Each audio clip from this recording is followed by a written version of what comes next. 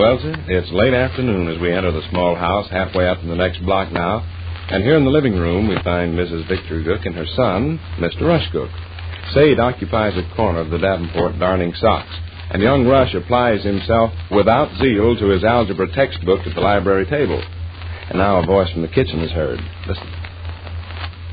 Hi, Gary. Hojo. I got a bone to pick with him. Huh? Yep.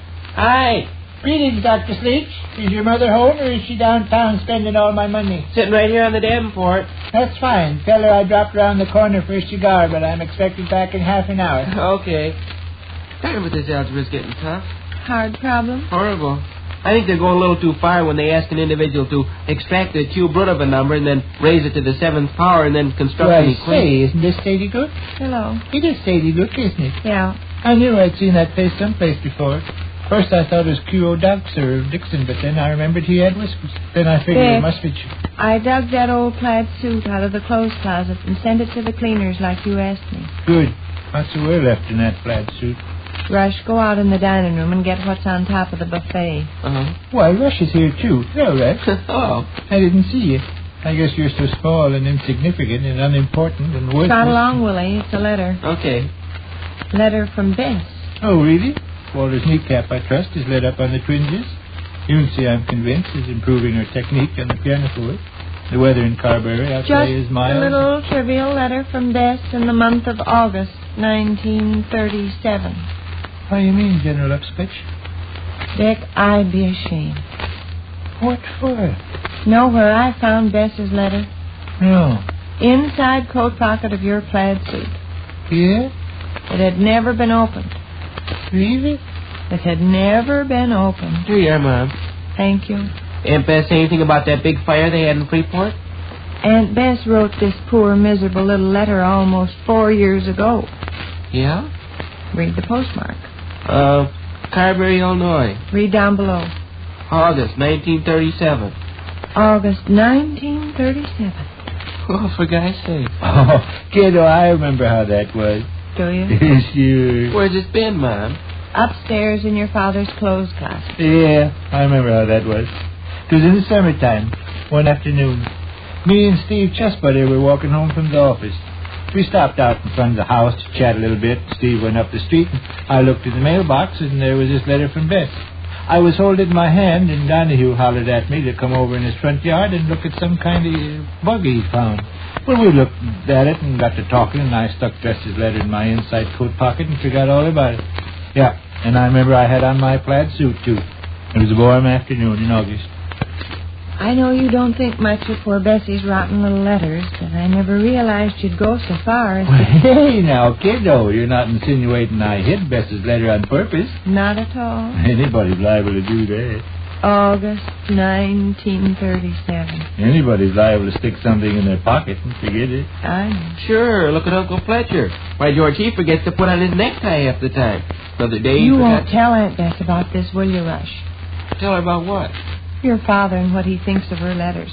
Uh-uh. I wish you wouldn't. Just watch your step and never let on. Okay. Well, heck, Sage, you act like I'd committed some monstrous crime. It's all right. Holy smoke, there's nothing important in the half-wit letter, is there? None of the half-wit letters my sister writes are important. Well, my gosh, if I'd been caught throttling some poor old It's lady... all right. Forget it. Just one thing, though, I hope she never finds out. Don't you ever let on, Rush. You think Aunt Bess would be mad if she knew Gov had accidentally put a letter in his coat pocket and forgot it? Oh, no. Aunt Bess don't get mad. I believe I'll step over to like knee suffers and see if he feels like a little indoor horseshoe. I'll go along. You supposed to be studying? I'm all through. Oh, okay, get your hat. Here's what poor Bessie has to say in her little good-for-nothing letter. A little old good-for-nothing letter she almost broke her back writing almost 4 years ago that people never even bothered to open. Of course I never opened it. I don't open mail addressed to other parties. That letter's addressed to you. Here's what she says. Carberry, Illinois, August 9th, 1937. August 9th. 1937. Oh, thunder, you'd think I'd bit my grandmother's ear off. I read in the paper where a guy done that. A guy in North Dakota. Paper stated he was a quick-tempered guy, and his grandmother made him mad by refusing to shovel some coal in the cook stove. I think your mother wants to read, George. Dear sister-in-law, thought I would write and see how you are feeling. I hope nobody ever tells Aunt Bess about you either, Rush. Break her heart. We are all well, and Walter's kneecap has let up on the twinges. Hasn't the weather been hot, though? We almost sweltered last week. The thermometer's been around 90 even in the evening. So Rush is 11 years old now. I bet he feels quite the grown-up man. What is it? I'm 14. This was written in the year 1937. August 9th, 1937. Why, kiddo, I haven't murdered anybody. Mr. Geeger up the street has taken to going barefooted these terrible hot days. He often asks after you by the way. He says, how is your good-looking sister? Ha ha. What's that last? Ha ha. It's a little laugh. In parenthesis. How is your good-looking sister? Ha ha. People in around Carberry here think there might be a war in Europe. Certainly hope not. I suppose Rush is enjoying his summer vacation. He'll be in the 7th grade, won't he, when he goes back to school? Cut out the feeble-minded tittering, Sam. You want to hear Aunt Bess's interesting letter. I want to listen to you giggle and guffaw. Continue, kiddo. I'll see that he behaves himself. Eunice has started taking piano lessons at last. Poor little tyke. Her hands are too small to stretch an octave. Miss Agnes Peterson is her teacher. I don't know whether you remember Agnes or not. You met her at church one Sunday, but you met so many folks, probably they're mixed up in your mind. Anyway, she's considered quite a good piano teacher. She only has the one leg, so when she plays a piece, she puts a flat iron on the loud pedal. How is Victor? I hope it's cool in his office. Lands, I've never seen it so hot. Well, Ed Rackerman got the job he was after in Dubuque. Dead, isn't it? What? Ain't Ed Rackerman dead? I don't know Ed Rackerman. Well, maybe I'm thinking of Joe Rackerman. Yeah, guess I am. Joe Rackerman. I know a Pete Rackerman, not Bright. Say hello to him and he goes, Well, Ed Rackerman got the job he was after in Dubuque. Supposed to pay very good money. He and his family move away from Carberry the first of the week. How is Victor's sore foot? Ha ha. Sore foot? What? Sore foot? Yes. I don't remember having any sore foot. This was in 1937. I don't remember having any sore foot in 1937. I expect Bessie tells fibs. Why does she tack ha-ha on there?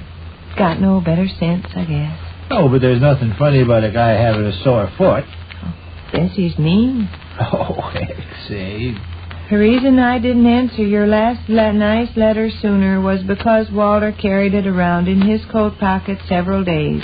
There you are. Other guys accidentally forget stuff. Seems he took it out of the mailbox and stuck it in his pocket and never remembered he had it. Sure. I can't get it in my head the year 1937 is half over. Reminds me how old I'm getting. Ha ha. Ha ha. Quiet, Rush. Just think, that little scalawag of a Rush is 11. Well, mate, I guess I've done enough chattering. Sit down and write me a long letter real soon. And in the meantime, try to keep cool. Love to all, Bess. A very nice letter. A very, very nice letter. So Tom Hackerman moves to Dubuque next week, does he? Ed Rackerman. Yeah, Ed Rackerman. Moves to Dubuque. Oh, good. I always enjoy hearing the news from Carberry. Bess writes a darn interesting letter. August 9th, 1937.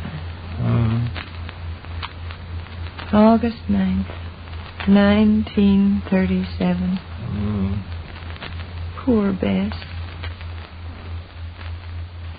Which concludes another brief interlude at the small house halfway up in the next block.